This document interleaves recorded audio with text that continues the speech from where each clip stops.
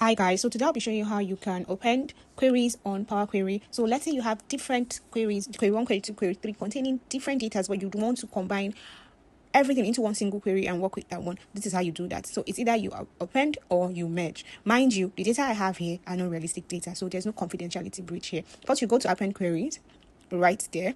So when you click on the drop down, you'd select the queries that you'd want to append. Here, I want to append query 2 to 3.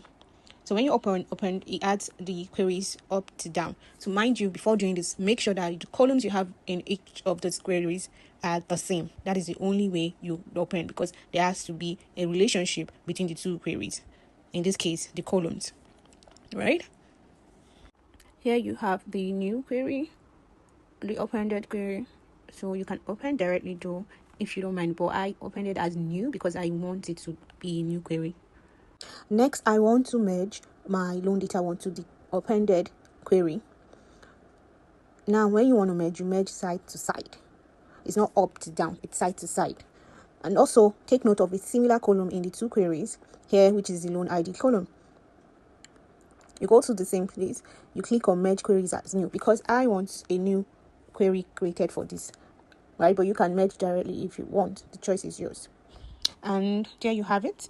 So if you look closely, you would see that all the columns on the appended query are showing as a single column. So you just click on the drop down beside it. You check the boxes, the columns in this case, for the columns that you'd want to show on the query. Here I want everything to show. Check on them, then click OK, and you have your new query with every single data in one single place. So you can work with this data and transform it into your Power BI or whichever tool you'll be working with. And thank you for watching. Until my next video. Bye.